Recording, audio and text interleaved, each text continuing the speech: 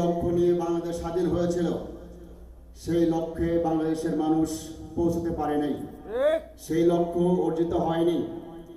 যেই লক্ষ্যে দেশের মানুষ জীবন দিয়েছিল, রক্ত দিয়েছিল, মা বোনেরা ইজ্জত দিয়েছিল, সেই লক্ষ্য অর্জিত হয়নি। যদিও পট পরিবর্তন হয়েছে, দেশের মানুষের ভাগ্যের পরিবর্তন হয়নি। যদিও নেতার পরিবর্তন হয়েছে, প্রকৃতপক্ষে নীতির পরিবর্তন হয়নি। সব মিলিয়ে বাংলাদেশ স্বাধীন হয়েছিল, যেই স্বপ্ন আর স্বাদ নিয়ে তার কিঞ্চিত পরিমাণ বাংলার জনগণ পায়নি। কেন পায়নি? কাদের কারণে পায়নি? কারাদের শাসন করেছিল, কারাদের শাসন করছে, বাংলাদেশের মানুষ জানে, আমরা জানি। তাদের মাধ্যমে বাংলাদেশের মানুষের রক্তে ঘামে অর্জিত সম্পদ, অর্জিত সময়, অর্জিত রাষ্ট্র তারা ধ্বংস করে দিয়েছে।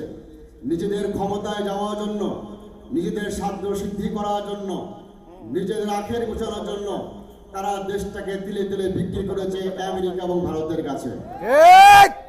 এই অবস্থা থেকে বাংলাদেশের মানুষ পরিত্রাণ পাওয়ার জন্য দীর্ঘদিন আন্দোলন করেছিল। তারই ধারাবাহিকতায় ফ্যাসিস্ট আওয়ামী লীগ সরকারের 15 বছরে নির্যাতনের স্টিমুলারের মানুষ যখন পিষ্ট হচ্ছিল, মানুষ অতিষ্ঠ হয়েছিল, মানুষ সম্পদ হারিয়েছিল, সম্ভ্রম হারিয়েছিল, ব্যবসা হারিয়েছিল, ছেলে হারিয়েছিল, মেয়ে হারিয়েছিল। এই অবস্থায় বাংলাদেশের জনগণ একটি সুন্দর, সুখী, সমৃদ্ধশালী কল্যাণ রাষ্ট্র প্রতিষ্ঠার জন্য যেই স্বপ্ন এবং স্বাদ নিয়ে স্বাধীনতার সংগ্রামে ঝাঁপিয়ে পড়েছিল বাংলার মানুষ, সেই স্বপ্ন দেখার জন্য 24শে গণঅভ্যুত্থান হয়েছিল।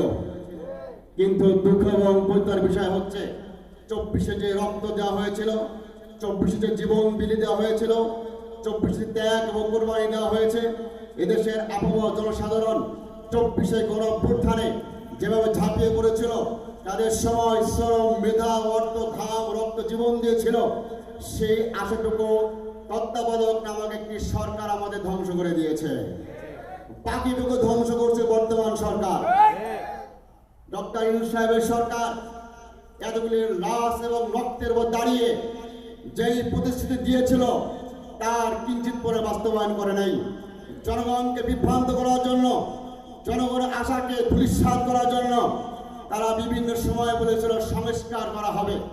সংস্কার কমিটি করা হয়েছিল, ঘন্টা নয়, মাস নয়, প্রায় 16টি মাস বসে বসে এই ব্যাপারে দেশের মানুষ, দেশের জনসাধারণের প্রতিনিধিরা, রাজনৈতিক দলের প্রতিনিধিরা সুন্দর সুন্দর পরামর্শ দিয়েছিল। সুন্দর সুন্দর পরামর্শের মাধ্যমে দেশ